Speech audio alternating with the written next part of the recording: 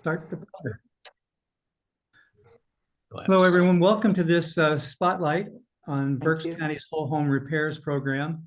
My name is Dave Myers. I'm the director of the Berks Alliance, and we want to welcome you today for what we think is going to be a very interesting and important topic for Berks County. A couple of years ago, we did a spotlight program with the Federal Reserve Bank about home improvement loans, small home improvement loans in Berks County. And it was a little frightening that Berks County had probably the worst record in the entire Philadelphia Federal Reserve District. So this program is important and significant for us. I'm going to call on John Weidenhammer, who's the chair of the Berks Alliance, for a brief welcome. John? Good afternoon, everybody. Thanks for joining the call. I want to thank Dave for his work in putting this important conversation together, but I also want to thank our presenters for their input. As Dave said, based on some background in our discussions with not only the community, but with the Federal Reserve, we do have some funding challenges related to home repairs in Berks County, and I hope we can shed some light on that today. And as I've said so many times before, just a quick plug for the Berks Alliance. We're a community development organization with a focus on improving the health, wealth, and education attainment of our community.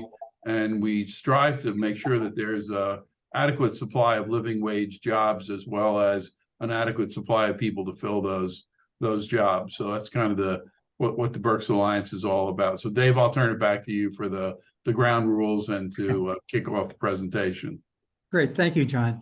We do have some ground rules. We do ask that people keep their cameras on because it's always good to see live people, but that you mute your microphone so we don't have any background noise during the session. If you notice at the bottom of the screen, there's a chat function. And if you have questions or comments, we ask you to try to use that to submit the questions and comments. We'll probably have an open comment period at the end, but we do like to try to gather questions to stimulate the conversation. We will be posting this on the Berks Alliance website, the video on the Berks Alliance website. We share it with our friends at BCTV. And we also send a copy of the video to everybody who registers for the event. So we will have some people who register for today's event, but don't necessarily make it because of conflicts. They will get a copy. Everyone will get a copy of the video. So spreading the news. With that, I want to introduce Ken Pick, who's the executive director of the Berks County Redevelopment Authority and the organization that was in charge of this program. Ken? Thank you, Dave. John, I want to thank you and the Berks Alliance for helping us get the word out about this important program. As we all know, property ownership is not cheap. Even though we talk about it may be easy to make the mortgage payments, that's really not the cost of home ownership or owning a property. The cost is in the repairs, the cost is in the upkeep. And this is a program and a funding program from the state that helps, or attempts, I should say, to address that issue, especially for low moderate income people and the conditions they live in. Our housing planner, Jamie Perez, has a presentation to talk through this program. I also want to mention that Habitat for Humanity is our partner in this program, and also Berks Connections Pretrial Services. And we may have a couple minutes at the end to have two people from those organizations give a little background about how they're involved in this effort. And again, thank you to Berks Alliance and John and Dave.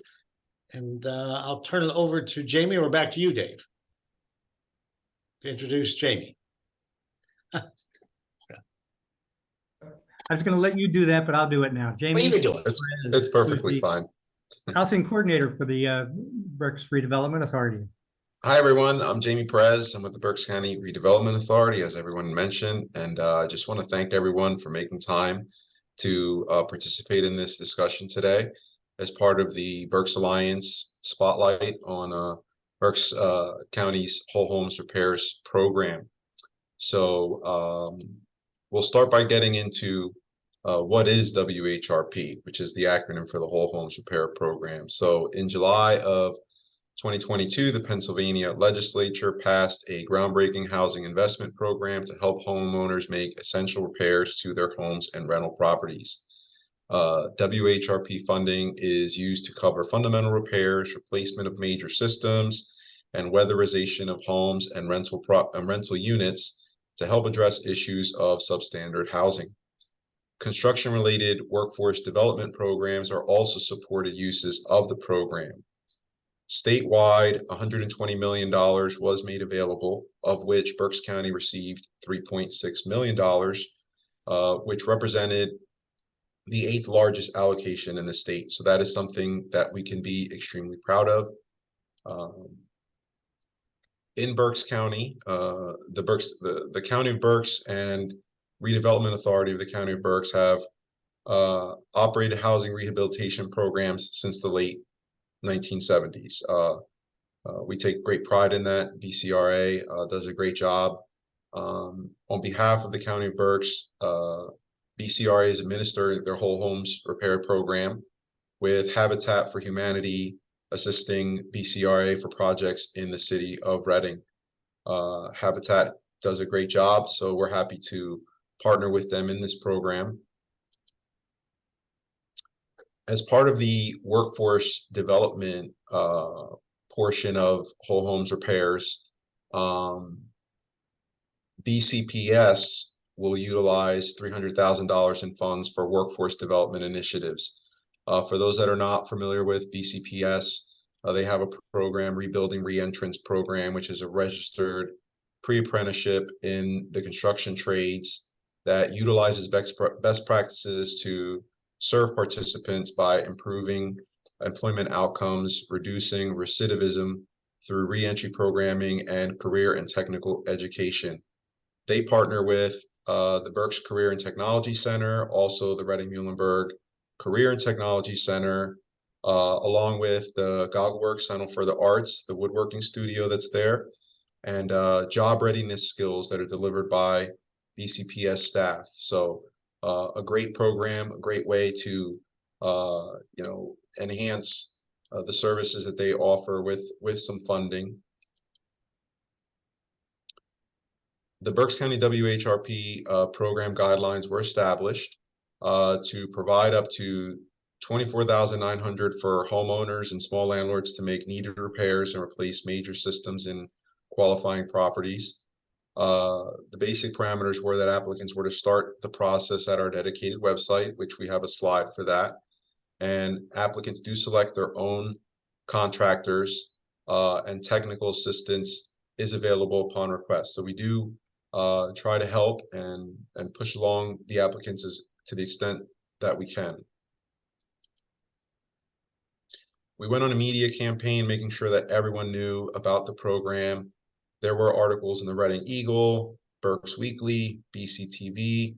WHRP was one of the mechanisms that Imagine Berks Strategic Economic Development Action Plan had identified as a pathway to address substandard housing in Berks County.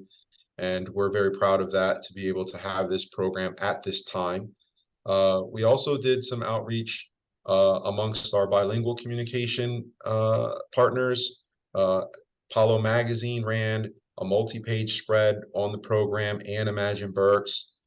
Commissioner Mike Rivera, as well as myself, were on Roomba 92.3, and they had done announcements on the radio. So we really made sure that we hit all of the avenues of communication that were available to us. We did get a shout out from the Joint Center for Housing Studies of Harvard University, which I thought was great. But they did announce Berks County as being one of the amongst the first jurisdictions in a state to open its doors to eligible homeowners in need of basic home repairs. And they highlighted the Whole Homes Repairs program as being one of the first statewide initiatives to subsidize home repairs for lower income homeowners and rental property owners. So that was great. So in addition to everything else that we had done, we were featured on some pretty significant national blogs as well. This is we launched a website on July 7th. This is just some pictures of it with some information that were included that were included on the website. We did end up having to close the website some days later because, quite frankly, we had a significant amount of applicants, and taking into consideration the process that needed to take place after application, we thought it was best to close the portal up, and that's not uncommon. Many counties across the state had experienced similar results. So that brings us to where we are today. We had received over 200 applicants, well exceeding our WHRP allocation. Demand across the state is very strong. In speaking with partner counties, everyone pretty much had the same result once they opened up the portal.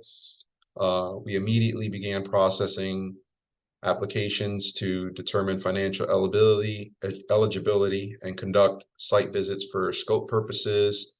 And happy to say that repairs are already in process.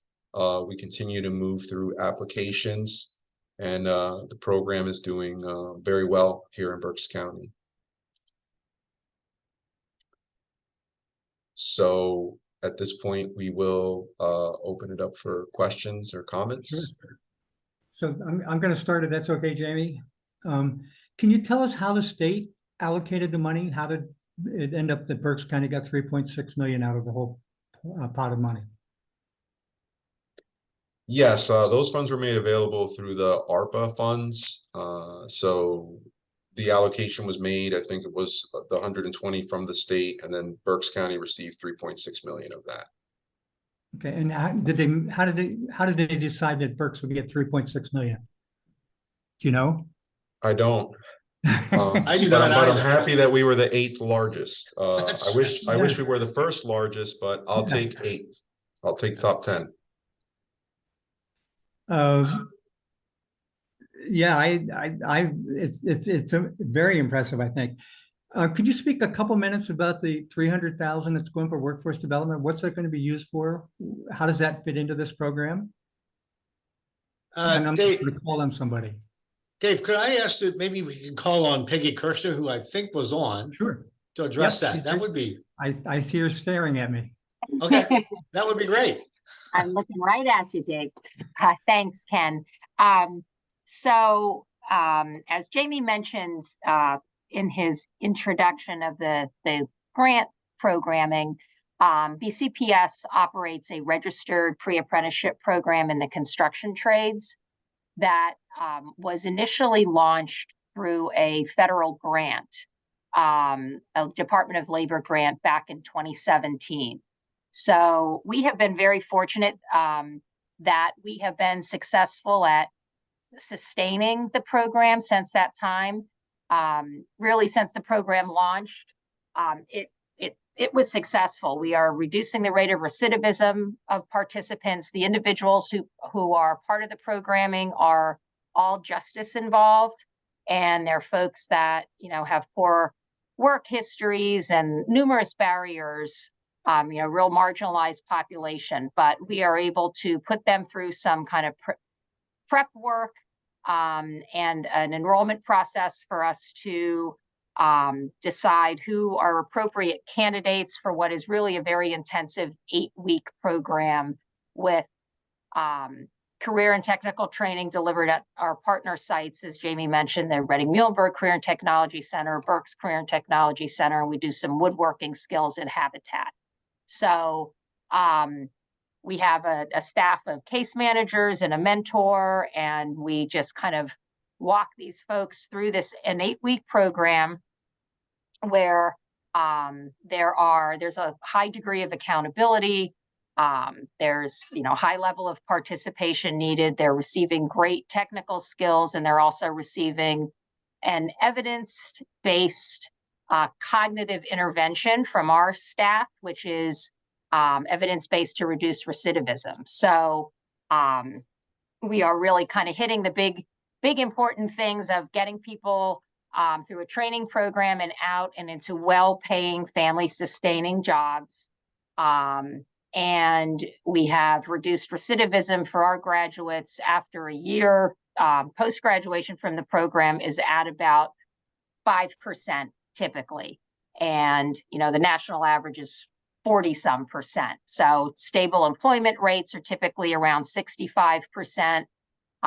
We work with a lot of employers in the area who are, willing to hire our folks and realize that they're really an untapped talent pool.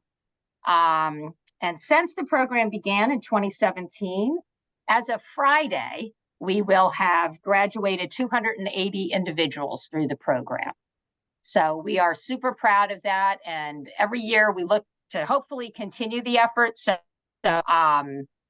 we are really pleased to be a part of this program. And I should mention, for the first couple of years of the program, we actually were partnered with Habitat for Humanity. And that was one of the components of the program. For several hours each week, we would have our participants be on site with the traditional Habitat volunteers to kind of work within, rehabbing their housing stock that they had. So COVID kind of messed that process, and our schedule changed a little bit, but we're hoping to be back helping them out as soon as possible. Peggy, who all can be involved in your program? Can it be anybody, or is there criteria that they have to meet? The criteria is that they have justice involvement, either current or in their past. And they would, if anyone was interested, we operate numerous workforce development programs for marginalized populations. So if someone were to come to us either interested in just, maybe they don't know about R3 and they just want to get a good job, or they may be interested in a career in construction and know about R3. Either way, they would just have to, come into our office or reach out to us, and we would kind of get them involved with a case manager. We do a total assessment, a barrier and basic needs assessment, so we could kind of determine how we can best help them, and then also see what their goals are, their career goals and their life goals. And then as we have candidates who are interested, we sort of funnel them into that enrollment process.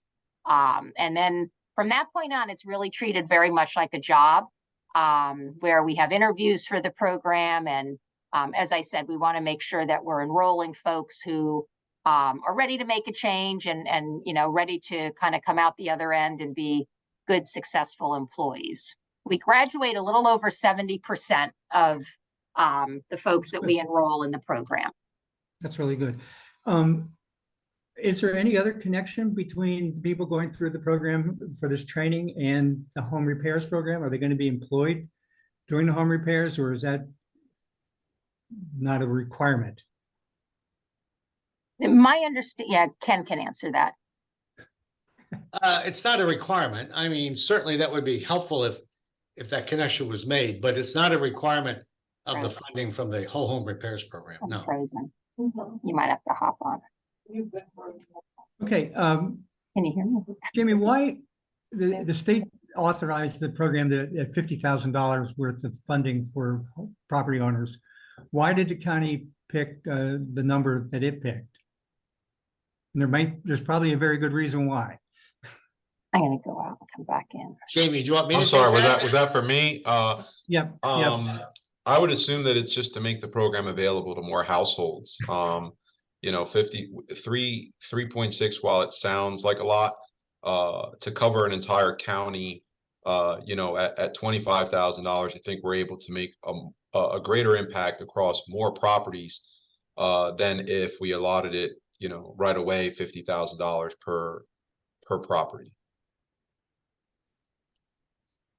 So you have 200 applicants. That means you even given that, you have maybe 110, 120 of the applicants you're going to approve. So that's a 60% approval rate. That's pretty good, but it also shows the high demand for this program. What does that tell you? What should that tell us? That tells us that it's a popular program, that programs like this can make an impact on the community, and they are making an impact on the community. But it also tells us that it'd be nice to get some more funding, which I know that there's talks of some additional funding going into the whole homes repairs program. I think the governor's budget has an allotment for some additional funds. But at this point, we're using what we have and making the best of it, and that's you know, a good thing. We're going to be able to help a lot of families. 200 applicants in 4 days is pretty incredible. It is. And a real statement about the demand for the program. Hope if people want to engage with the state to encourage them to keep the program alive, how do they, any idea how they could go about doing that? Yes, I would say discussions with their you know, their elected representatives is probably a good place to start. But also once we start processing things and our reporting requirements and meeting all of that, I'm sure that they're going to see that it's a program that's successful and you know, worthy of continuation. Do you have any guess how many of the applications you're going to approve? It's hard to say at this point. Some of the applications that we received, you know, actually we had that number in the beginning, but some people didn't complete the application. So we're in the outreach process right now, just making sure that everyone is set up as best as they can to be successful within the program. And you know, if once we get through this initial round, you know, I'll let Ken discuss some of the future plans with it. But you know, that's what we're doing. What's that approval process going to look like? What are you going to have? What are you going to be looking for to approve an application? Just what the program parameters call for.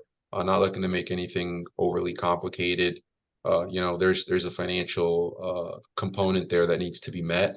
Obviously, we want to make sure that we're assisting as many low income, moderate income people in need as possible.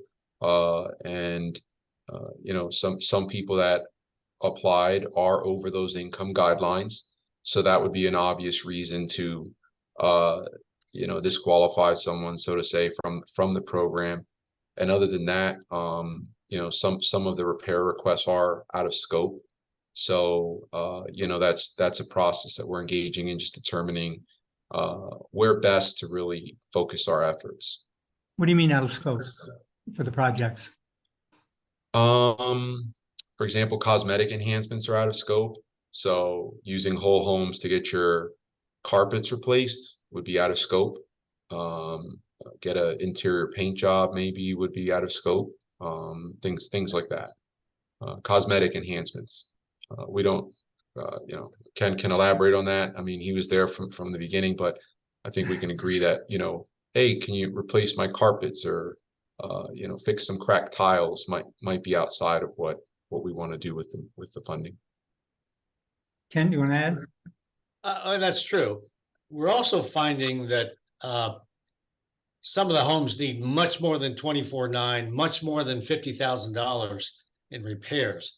We're getting quite a few homes that need an extensive amount of rehabilitation work to bring them up to the standards. If you don't mind, Dave, maybe we could have Tim Daly from Habitat address that, comment on that, because many of these are in the city of Reading.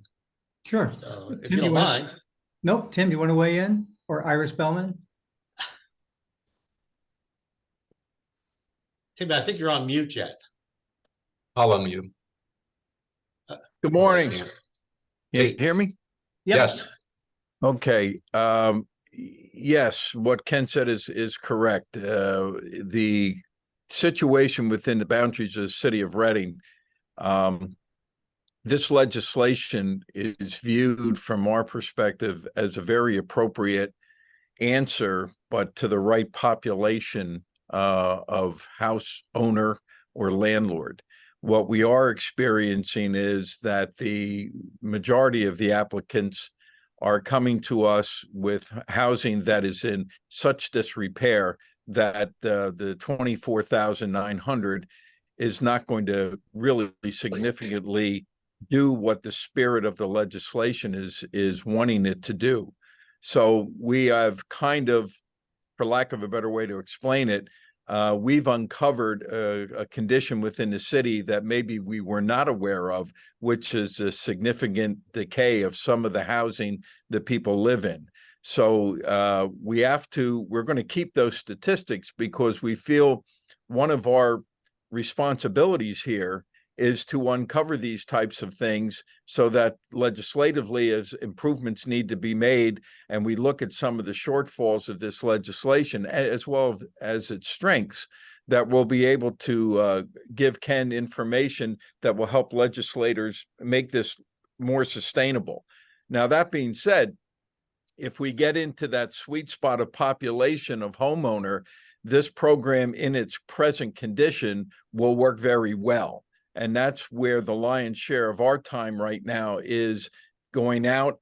First of all, with the application process, we take a personal touch to it. We want to reach out to the homeowner and make sure, now that the program was shut down because of the applicants, it bought us some time to be more inquisitive about the application. And that uncovered the problem that I just explained. As we move forward, we'll see that when we get the right population of individuals, again,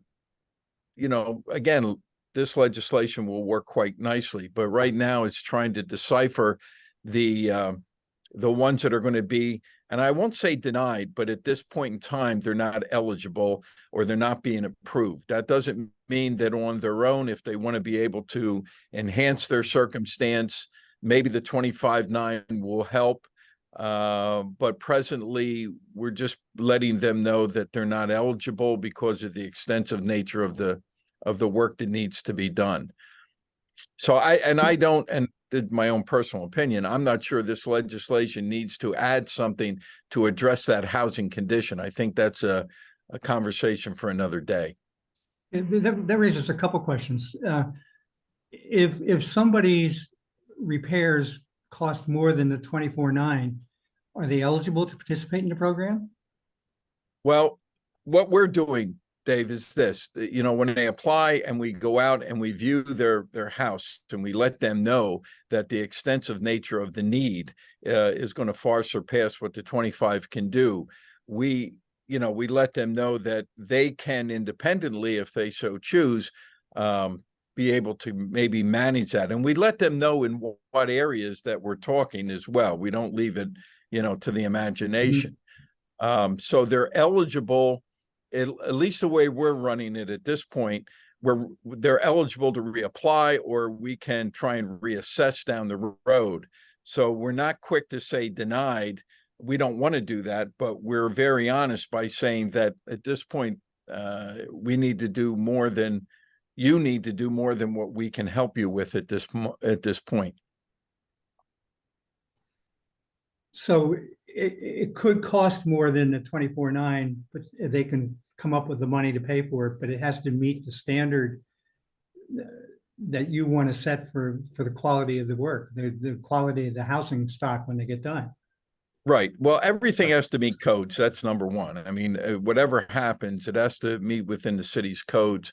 And we do try and explain to the homeowner the areas and triage it, so to speak, to let them know what types of things need to be done that would help do this. But right now, I think I would say, as of last week, out of the applicants that have been submitted to us, we're probably not approving, I'd say 70% of them, because of that singular issue, the extent of repairs needed to the house. A couple questions that have surfaced here. Ken, I'm sorry, if you want to say something, go ahead. Well, I just wanted to mention that we established the 24.9 for two reasons. One, that Jamie mentioned, the fact that we could hopefully help more people. The other issue is that 25,000 or more, the work has to be done with state prevailing wage rates, which is fine. That's a fine. I'm not arguing about the legislation, but that does limit the amount of contractors that are willing to take on a project at 30,000 and do the paperwork and pay their employees the state wage rates. So it limits the number of contractors available to do this work. So we thought 24/9, we get more people involved and also stay under that requirement of the state prevailing wage rates. Okay. There are a couple questions that I want to try to bring up. One was about if a person owns a mobile home but leases the property that they're on, are they eligible for the program? Yes, Dave, I've actually been trying to address some of these questions in the chat. I know. Okay. Yes. I'm making you say it out loud. Okay, that's fine. Who, a couple questions. Who applies, if it's a landlord, is the landlord has to apply for as a property owner? Jamie, I'll give that to you. Back to you, Jamie. Is that right, Jamie? Yes, the landlord has to apply as the property owner. The property does have to be titled to the landlord in their name, not like an LLC or anything like that. So that is one of the program parameters that is set forth in the program. And that 24/9 financial limit applies to the landlord's property as well as to a private homeowner's property? It does, yes. Is there any limitation on the number of units that the landlord can be seeking funding for? If I own 4 units, does it 24/9? I think it's just the 24/9. For that entire property? Correct. Okay. Does the grant cover things like appliances or Does not. water heaters or furnaces, stoves, refrigerators, anything like that? The water heaters and the furnaces would be part of the major systems. The appliances, it would not. Okay. Okay. Just as those are detachable. No, that makes sense. It's a challenge, but that's the criteria. Roofing, all that kind of stuff could be covered.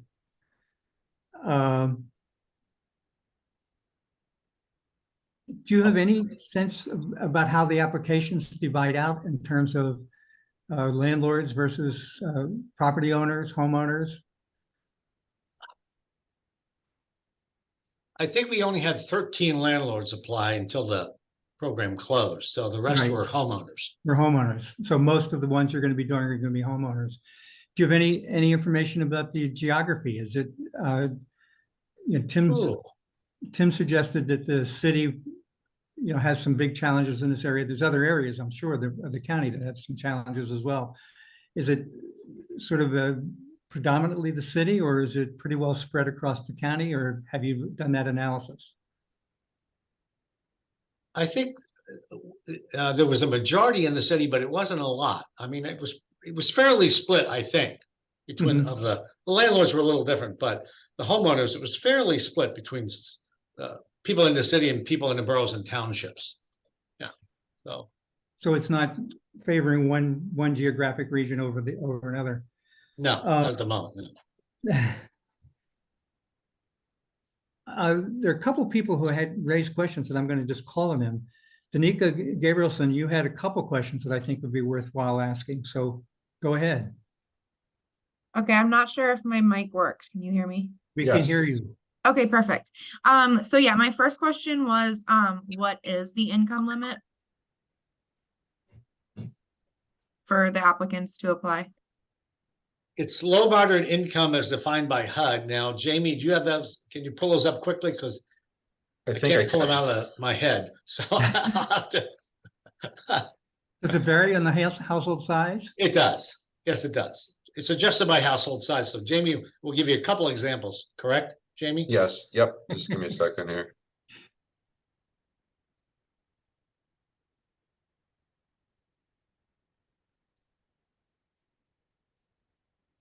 I think my other two questions were already answered. So I had asked if the repairs that are estimated to be over 25K, if they would still be able to help, and basically they said no, because it has to meet the program standards, correct? Correct. And then I just also asked, like, what would be some things that make an individual not eligible? So we've kind of been talking about that a little bit. So I think that the income limit will be beneficial to know once Jamie is able to get that. Sorry, I put you on the spot, Jamie. No, it's okay. Don't worry. I'm just pulling it up.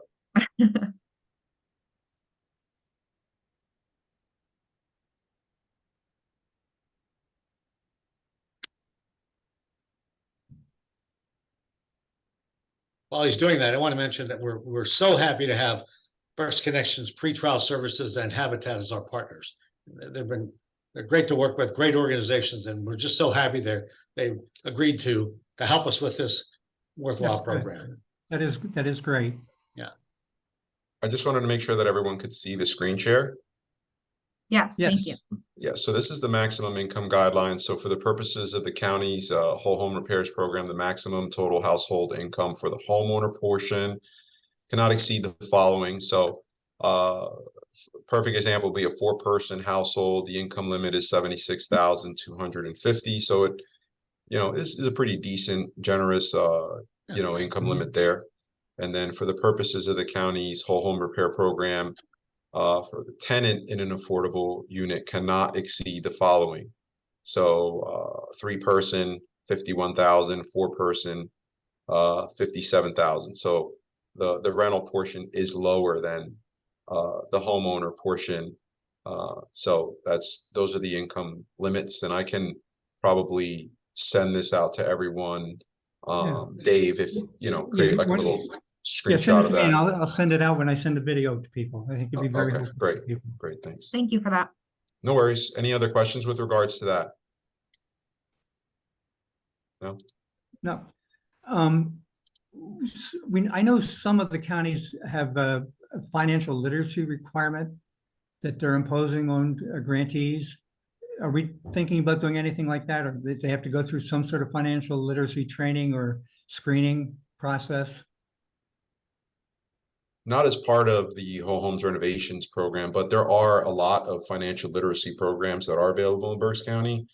So I know that Operation Hope is one that is out of Fulton Bank. I Right. think Visions Federal Credit Union has it as Right. well, in addition to the financial literacy that's provided by Neighborhood Housing Services. And there's definitely several that are run out of the Reading Public Library branches as well.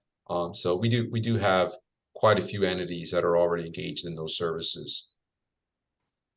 So if you identify somebody that could benefit from that, you have places you can refer them. Yes, absolutely. Good. So what are the chances of the state expanding this? And would you suggest any changes to them and what they propose, other than more money? I think we have a list of suggested changes, but we won't go into that at the moment.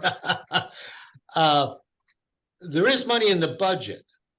I think $50 million in the budget that has not been passed. Right.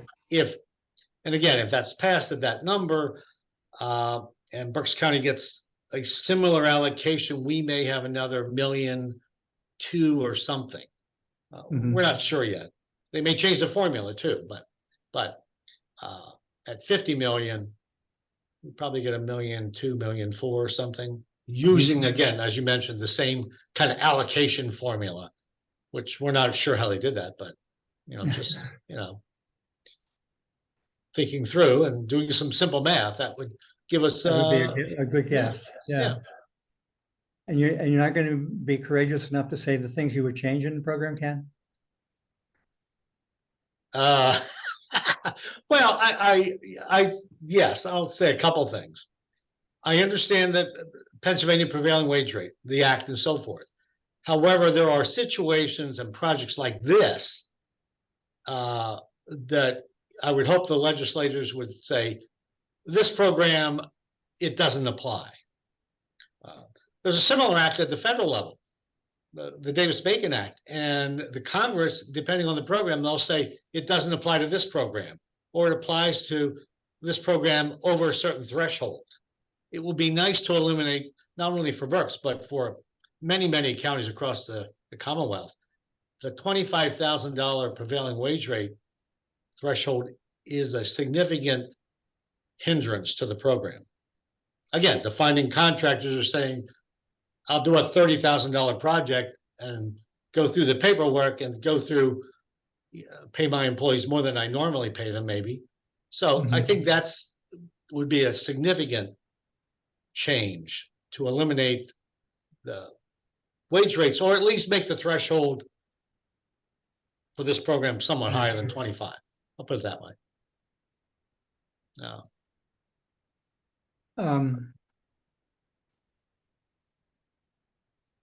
Tim, you have something? No? Yeah, I got a couple other floating in my head. I've got to get them out here. Do you think this program and what you've seen in terms of applications could be an inspiration to other lenders to address some of the challenges in Berks County? I think it should be. You know, there's opportunity there. I'm not encouraged by the facts that you had presented earlier with the federal home loan banks and you know, the high rejection rate that Berks County and especially City Reading faces. But my hope is that there are other alternatives, and other alternatives will come about that do aid in the process of you know, substandard housing. Right now, this is what we have, and this is what we're going to use. And housing overall is in a difficult time right now, but we're here to see it all the way through, and that's what's going to happen.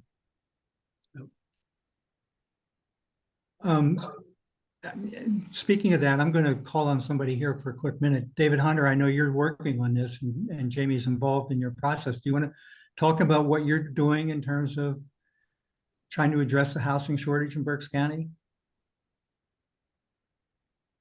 If David's awake.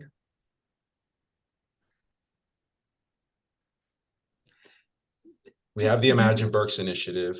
Yes. There is a housing component that was added to that, and we are in the process of evaluating plans and strategic you know, actions that will aid in adding housing units to our county stock.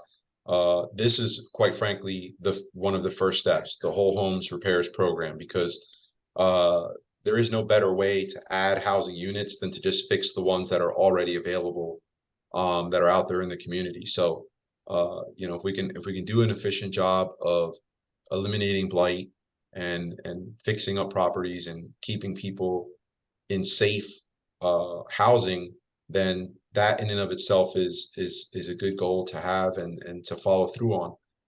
Other than that, we're continuing to build. I mean, you see what Tim Daly's doing over there at the Buttonwood Gateway. That's an excellent project. I had the great pleasure of going to the ribbon cutting there. Those are phenomenal properties, and you know, it's through work like that that really pushes the county forward.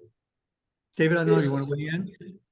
Sure, thank you, David, and appreciate Jamie's presentation. Ken and I have partnered to hire Jamie. I think it's probably one of the high watermarks in our careers, because Jamie has absolutely hit the floor running. So appreciate his effort in being the county housing plan, if you will, working with the Development Authority and here with the Planning Commission. So thank you again for highlighting this program, Dave Myers. One of the goals of Imagine Berks is obviously to focus on housing and how do we increase the housing stock, how do we make it a county effort working with the city in order to improve the housing stock. Home repairs is just one, right? It's just one avenue. As far as the county is concerned, we hope, and I've said this far and wide, the county hopes to begin updating our county comprehensive plan in 2025. That said, we are working on many, and that's not an exaggeration, many joint comprehensive plans with municipalities in the county. So far and wide, 422 East, 422 West, Northeastern, Berks, we are working with several municipalities to update their joint comprehensive plan in their area. And one of the focus areas is housing. So we're going to be looking at parcels in the municipalities, obviously countywide. What are they planned for? Are they still future growth? Are they planned for what type of housing? Is it suburban? Is it urban? Is it straight rural? It's going to be a time-intensive effort to look at the areas we have in the county that are planned for future growth. And does that future growth include housing? I think that's an exercise we look forward to doing as county staff, because they're not making any more land, right? There's no more land to be made, so we have to make good use of the land we have.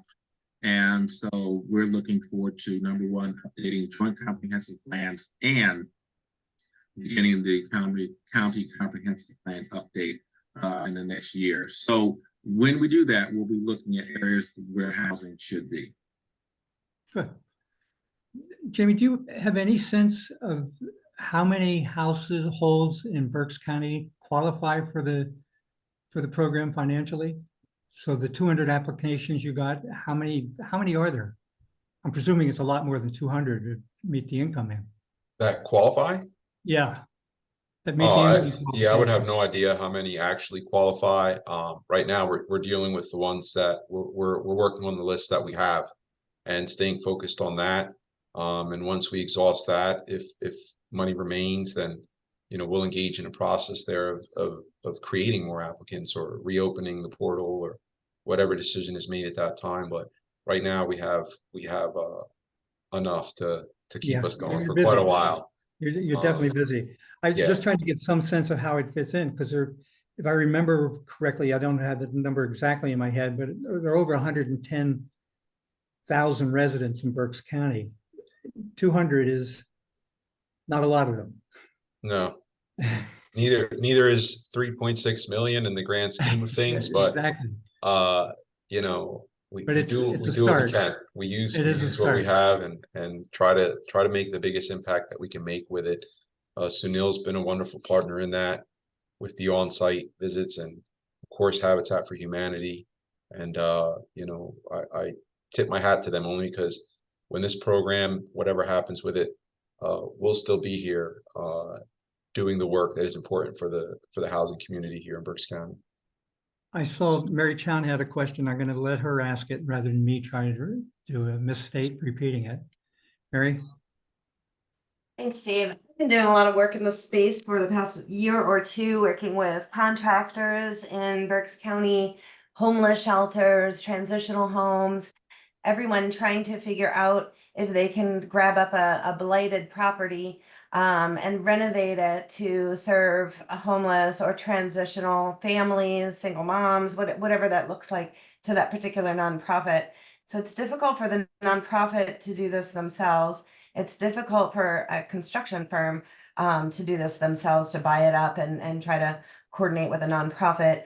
There are some landlords that are willing to give a percentage of, let's say they have, 10 units and 30%. So 3 units would be reserved for underserved. There's all kinds of ideas circulating around the county, had conversations with all of these different entities. And everyone really needs a path forward to figure this out. I think funders are willing to fund this. I think investors, people are willing to give and donate to this cause. But there's just not really a path where they can say, okay, let's use this construction firm for this building and coordinate with these 2 nonprofits. And let's make sure that 30 or 50 or 60% of these units are reserved for underserved. So it works on a sliding scale fee for rentals and such. Any other information that I'm not aware of or that people are aware of that can help some of the clients and persons in the county I've been speaking with? Well, Mary, let me just say that we're always looking at funding opportunities. That's one of our jobs under Imagine Berks and just as a redevelopment authority in general.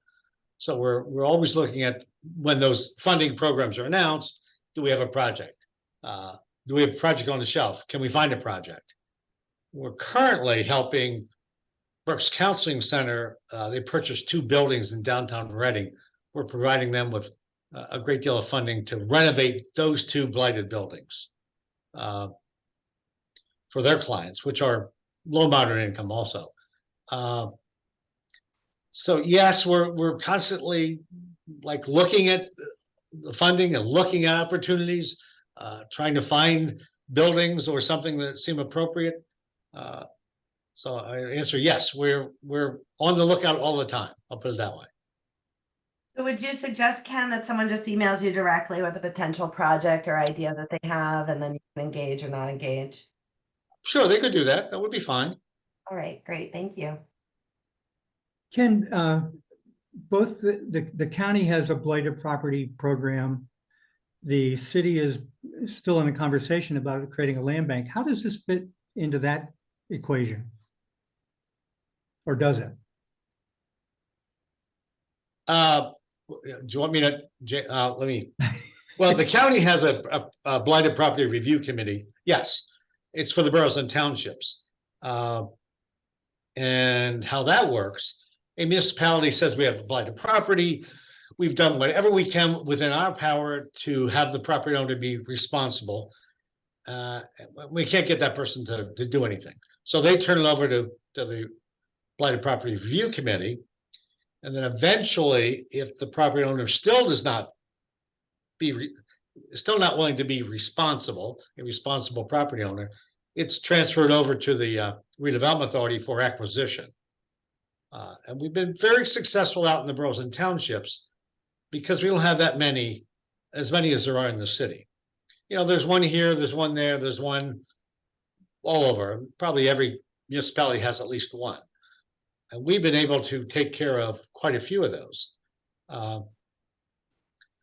So from the blighted property review committee standpoint, outside of the city in the boroughs and townships, we're moving along and it's working very well. Again, we only get one at a time, maybe one every couple of months. So we're able to continue with that process and make headway. The land bank, again, we've looked at the land bank for the county in general, and there's really not a need for one in the county. We're taking care of those blighted properties very well with our blighted property review committee. So we felt there was no real need for a land bank, a countywide land bank. I know the city's been working on that, and I think they're at some point, I shouldn't say that, but it seems to make more sense in the city because there's more vacant lots and Right. parcels that they can put together to make a parcel. So. Good. And from the viewpoint of whole homes renovation program, there's legal blight, and then there's what we kind of identify as blight, which is not always legal blight. So blight is exactly what Ken said. It's when you go through a process and, you know, municipality, city, whatever, there's a legal process to that kind of blight. But the program addresses the blight in the sense that it's just an ugly property, or the owner is entering into a process there for rehabilitation. So, you know, we address that kind of blight, the type of blight where it's, you know, just trying to make a difference in the property. It's not necessarily that we have legally deemed blighted properties and we're taking action on those. Tim, you're muted. I mean, Dave, okay.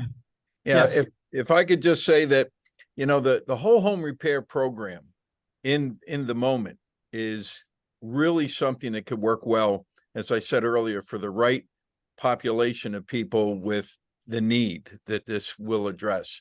I think we have to be careful not to assume that it could be retrofitted into some other things that are going to take and expand the capabilities of what this program could do. And I think we're seeing that in the city. One of the things that is different, I believe, from the county's perspective and need, let's just in that regard, is the city of Reading has an urgent need to recreate and reinvest into the neighborhood concept.